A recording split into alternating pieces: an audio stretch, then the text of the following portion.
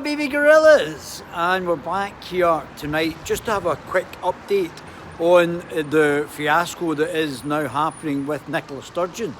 And as I said, it's only a matter of days before, I think, or weeks certainly, before she resigns or is forced to resign. She can't filibuster much longer on the failure to actually provide the documentation, the legal documentation to the Parliament.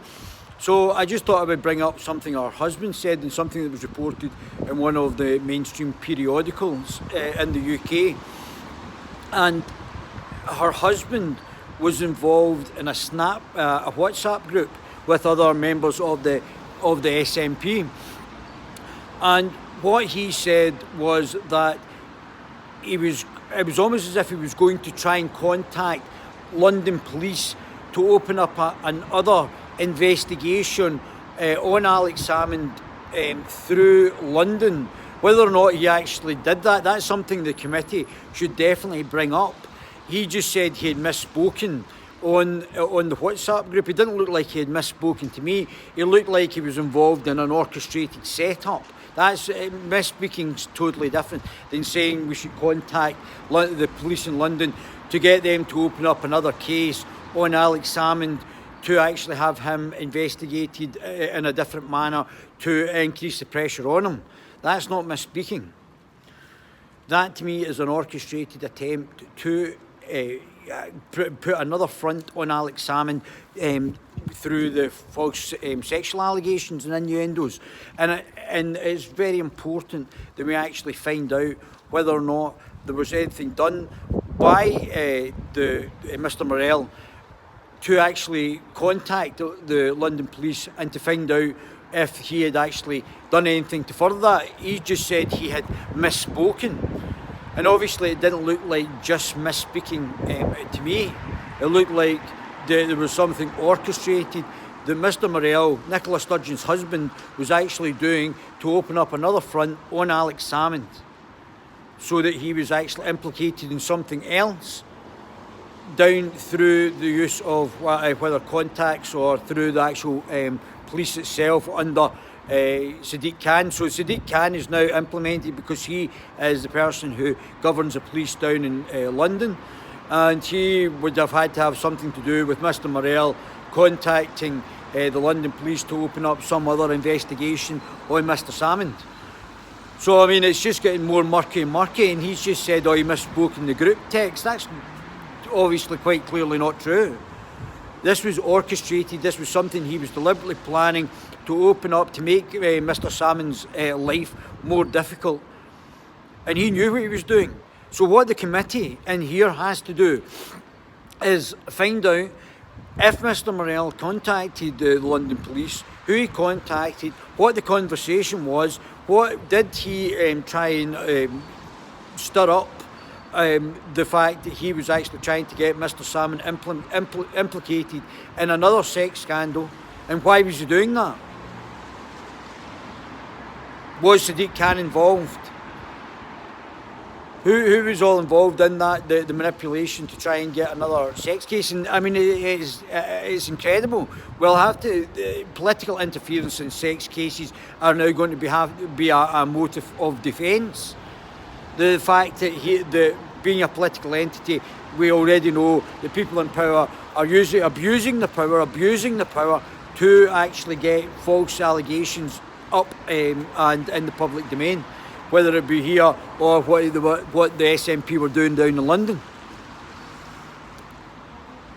So I mean, that's just unbelievable. The committee need to hold Mr. Morell more to account. It's not acceptable him just say, oh well, I sort of misspoke, when he's trying to contact the police in London to get another case opened on Mr. Salmond, another sexual case opened on Mr. Salmond.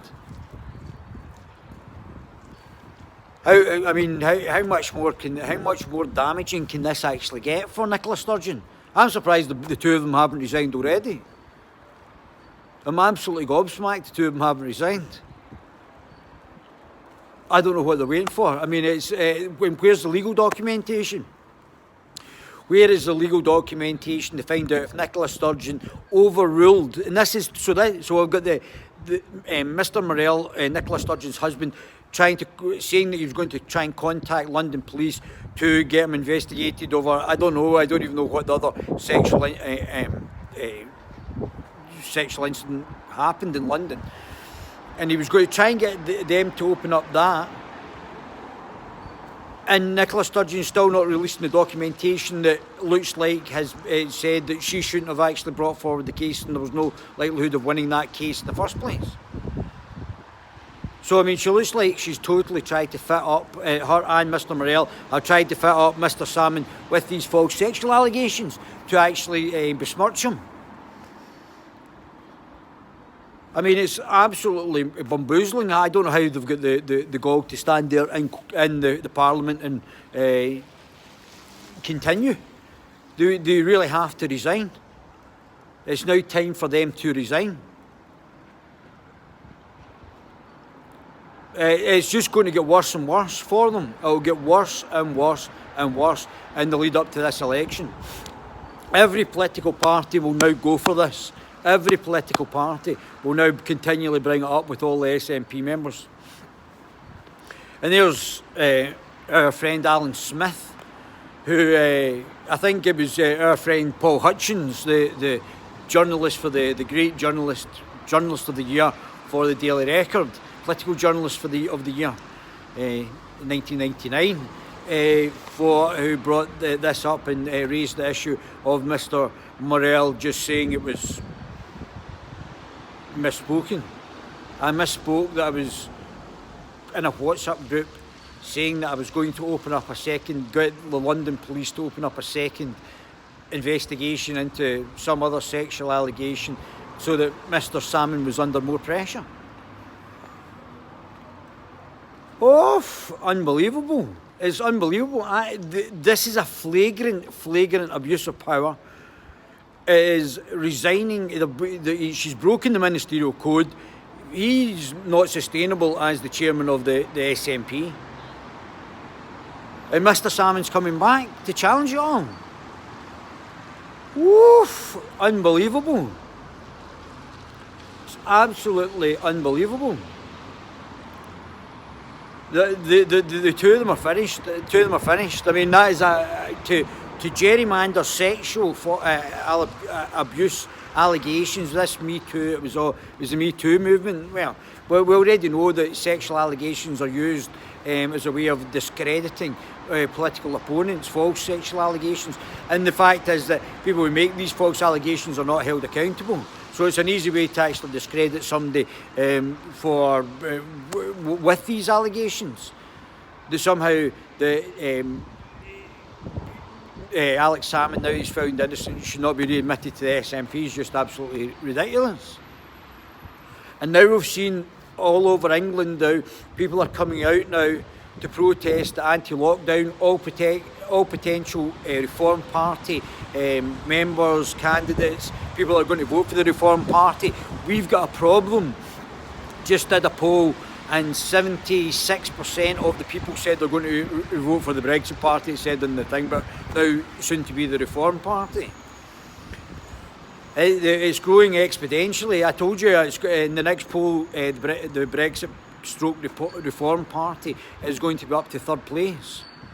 Massive increases in Scotland as well. People are had enough of the mainstream parties, had enough of the lockdown nonsense, had enough of I mean, Boris is in a very thin line as well. He'd be better going for the no deal Brexit. Better going for the no deal Brexit, so that he can actually just walk away from Europe now, because they're just becoming a basket case as well. The Supreme Court is now wouldn't even see the evidence, so they're now allowing the Supreme Court is now allowing the gerrymandering of the political system by the corporatist globalists to actually pervert the democracy in the US now. I mean, it's unbelievable what they're getting away with. Until the populace votes for somebody else and votes for somebody different and a different political class, then we will continue to see the globalists moving further and forward abusing us and abusing the system. I mean, anti-lockdown protests in London, Manchester, all over the place now. The anti-lockdown movement is growing and growing. I mean, I don't remember it for swine flu or pig flu or bird flu that we had to lock down the whole country and destroy our industries. When did that have to happen? Before, for a virus. Why is this virus so much different? And why is it only people that are above the natural rate of death rate are actually dying and getting implicated, maybe with some people with contraindications? Why are these the only people that are dying? Why are we all locked in houses? Not reproducing, so with that, again, we're not having children, we're not having enough sex, the demographics are going down, we're getting lesbians who are not having children that are in the Scottish Parliament, and not one of them's talking about the demographic decrease in the Scottish population, internal population.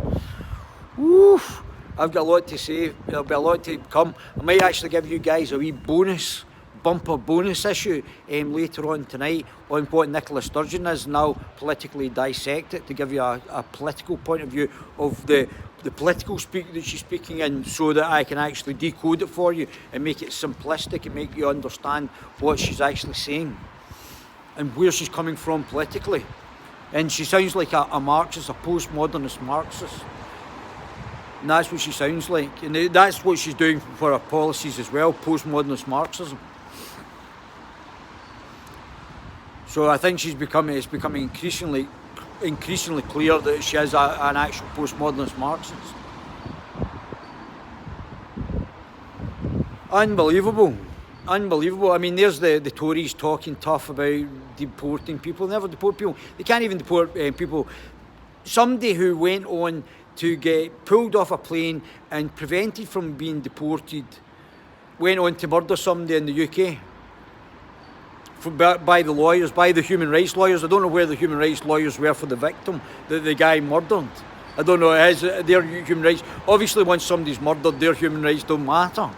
It's only the human rights of the perpetrator that matter.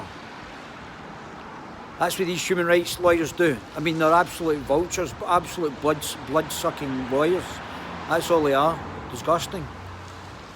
The blood's of that person's on the hand, and they don't show. If you look online and try and find out who the three people were in Glasgow, Google it. Who were the three people that died with the Sudanese Muslim refugee who were murdered in Glasgow? Go and have a look on YouTube. Tell me their names.